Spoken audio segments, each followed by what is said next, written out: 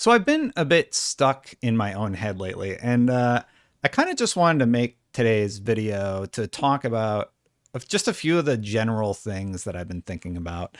And I don't know if this is going to go over well. It might be a disaster. I almost just didn't do a video today, but I look and I've actually gone 6 months without not making a video. One of these video vlogs where I just sort of talk about what's ever on my mind and have a conversation with the community. Let's get into today's, and I don't even know what I'm going to title it. I'm just going to record it, see what happens, and edit it later. So let's get into it.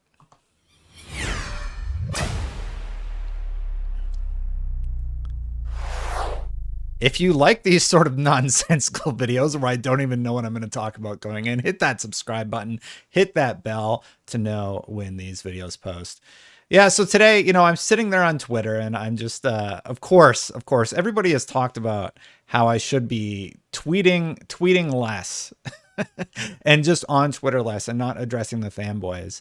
And Alana Pierce even made a comment. She's like, Destin, why do you keep doing this to yourself? And it's because I find a lot of humor and just absurdity about the current landscape and situation that we're in.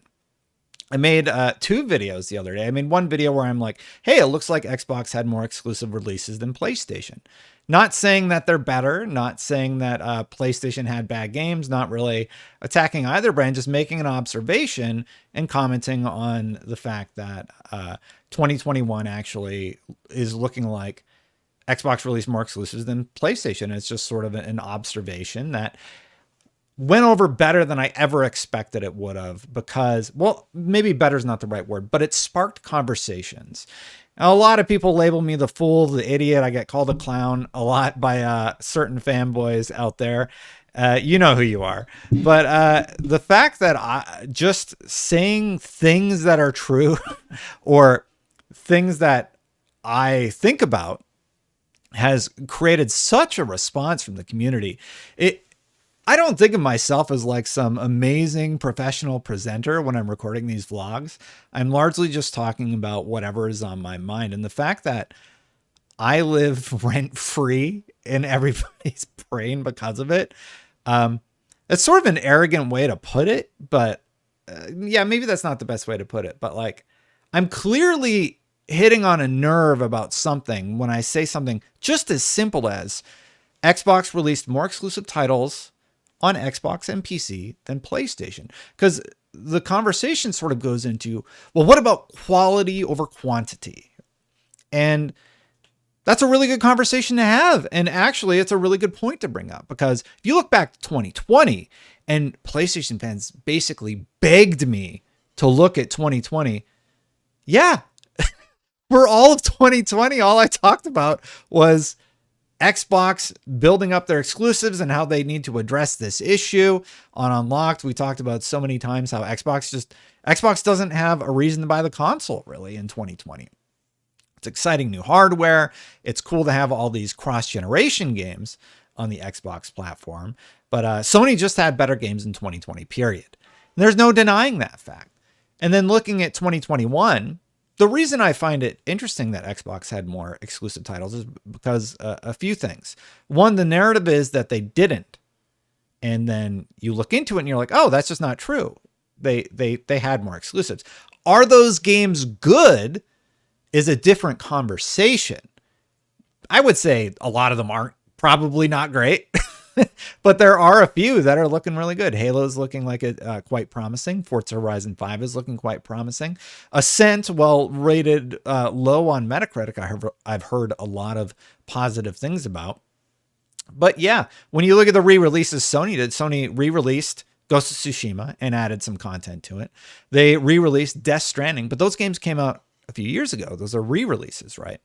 So when you look at like truly new stuff on the PlayStation side, you have Ratchet and Clank, you have Deathloop, you have Returnal, there's Kena. There's a lot of cool stuff happening on the PlayStation side. And on the Xbox side, they're starting to try out a few new ideas, a few new things, and see how it goes. And the goal is sort of have that conversation. I think the biggest criticism that I have received over the last few years is saying that competition is good, that I want to see Xbox come back from behind and do well. That is like some big controversial statement where I'm like I don't say the idea that I stay up at night. I'm like, oh, I hope Xbox is okay. I hope the $1 trillion company is doing all right. It's so ridiculous to me. It's really, really funny. All of these videos are just me sort of talking about conversations that I see online. Xbox has no exclusives. Well, hey, actually, if you look at the list, Xbox has more exclusives. Yeah, but they're all trash, is the response. And I was like, well, I don't know. Halo's looking pretty good. Forza's looking pretty good. Yeah, well, PlayStation has, and then they list a bunch of games from 2020 and before 2020, and then the re-releases. And just having the conversation about the two strategies of the company. Like, I don't fault Sony for making money. I don't like, I know I've said it a million times, I don't like the $10 extra dollar thing.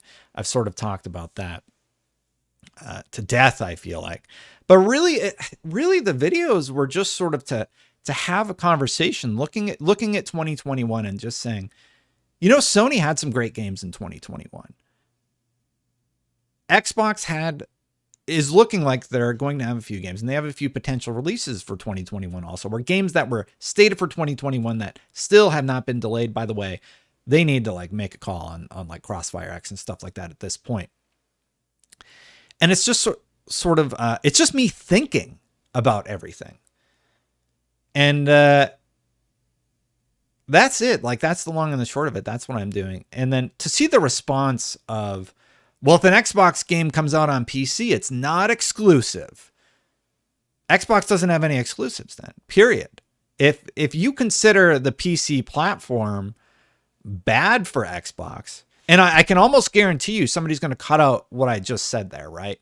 And not allow me to finish making this point, which is, it's just like, I'm not going to win. They're going to figure out a way to edit the video and then put the clown emoji next to me, right?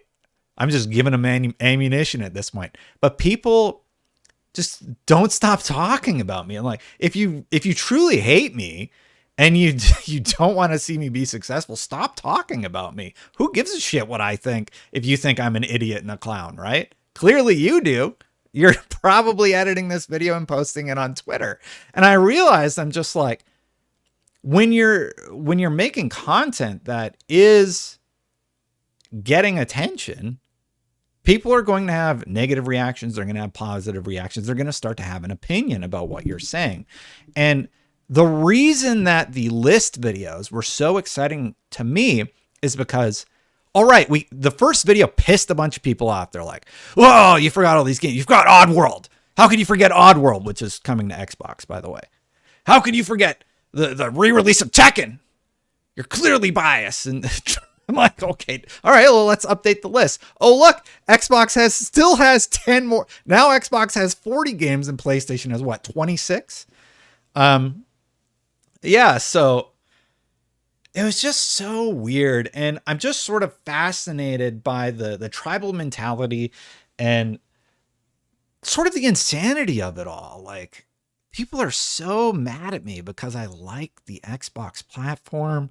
They're mad when I say factual things like, hey, Xbox released more exclusives on the Xbox platform than Sony did. And it's just been fascinating with me. So I woke up and I was really introspective, and I've really been thinking about like, well, what kind of content do I want to make on this channel? I really like thinking about the strategies of two companies, and Sony's winning, period. There's no denying that Sony's winning. Sony has great content exclusives. I'm never going to deny that. And the fact that anybody thinks I'm trying to, it's sort of like this weird defensive response to me saying something like, hey, I don't really like that Sony's charging $10 extra. And then they're just, people just lose their minds. It's a little bit of a weird situation. And one of the things I realized is I don't want to be scared anymore of talking and working through stuff. I'm making a video every day, right? So sometimes I'm going to make a video and maybe I don't make sense and I get called an idiot and a clown and all the negative stuff, whatever. Some Somebody had a very negative response I won't share with you today, but I'm just kind of like, oh, wow. Okay, well, I haven't gotten one of those one of those in a while. But geez. And it's just like, I don't consider myself super talented or anything. I just think about stuff and I have these conversations on the YouTube channel with you guys about the state of Xbox, the state of PlayStation. And the truly absurd part of it all is Sony has said we're going to be releasing more games on PC, right? And Xbox has said we're going to be releasing games on PC, cloud. We're going to allow our older consoles to be able to play these games. Sony is investing heavily in their online infrastructure. Somebody sent a link saying that Sony has a job posting for cloud technology in the next few years. And here's what's truly hilarious. The further into the future that we go with these two platforms, the more and more they're going to be diversifying across offerings, let's say. There was that rumor not that long ago that Sony was going to partner with Netflix and offer a cloud gaming experience. I think maybe that's more about them offering their IPs to make live action stuff, which I think is really, really cool.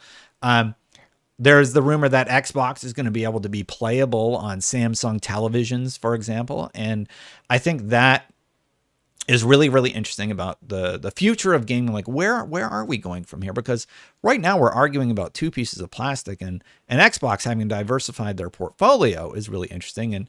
And low key, Sony's doing the exact same thing. They have looked at what the competition Xbox is doing. And when people, what's truly interesting to me is when people are like, Xbox is a failure. I see that all the time, and I'm just like, they're owned by Microsoft. Like, I would say during the Xbox One era, almost until the Series X, I would say, yeah, Xbox failed pretty damn hard. They didn't have a lot of content exclusives. The brand literally almost died before Phil stepped in and started working on it. And then today, though, to still be harping on them from stuff that happened when the Xbox One console launched, is just kind of like, well, they've addressed that. And that's the point of the 2021 video. It's like, hey, look, Xbox is addressing that exclusive drought. And it sort of splinters off into all these other conversations. Now I can make a video just about quality over quantity. And we could look at the best experiences on Xbox and the best experiences on PlayStation. Somebody pointed out, like, how dare you compare The Last of Us 2 to Gears of War 5? And the goal of that comparison is not to say that the Gears 5 storytelling is on the same level of The Last of Us. The Last of Us is a masterclass in storytelling narrative. What Sony did, what Naughty Dog did successfully there was tell an evocative story that was able to create an emotional response from the people that played the game. And on the Xbox side, it's a true and fair criticism to say that Xbox does not have a Last of Us. And I would agree with that criticism. But I'm trying, what I do when I sort of think about stuff is I will sort of silo the ideas. So Xbox has no exclusives is one concept that we can discuss. Okay, is that true? Let's look at them all on paper. That's not true. Xbox has had more exclusives than PlayStation, and I'll keep updating the list on that original video, because I don't know, it's just sort of interesting when I keep getting new entries. I look them up and I'm like, okay, well, actually that came out on Xbox at this date. And again, the qualifications for that list is if it's on Switch or whatever, I counted it for PlayStation. But the point is, it has to be on PlayStation, but not playable on Xbox. Because if we include PC on that list, PC owned by Microsoft, like, you get into this weird territory. Like, there's so many different ways you can cut those lists. So the only qualifier I had for this list was, is it playable on the PlayStation platform and anywhere else except Xbox? If that makes sense to you, I hope it does. And then inversely, is it playable on the Xbox platform and anywhere else but not the PlayStation platform? Now, if you're just talking about exclusive stuff that only came out on PlayStation 5, I think off the top of my head, there's only 2 games, and it's Ratchet and Clank and Returnal, with Returnal rumored to be coming to PC, the Housemarque game. So Oh, baby's up. I think this video might be ending. Well, anyway, just sort of a random stream of consciousness video while Daniel was sleeping. He's waking up here now, so I gotta go get him. I'm gonna get out of here. If you like these sort of videos, hit that subscribe button, hit that bell. If you want to become a member, memberships are turned on.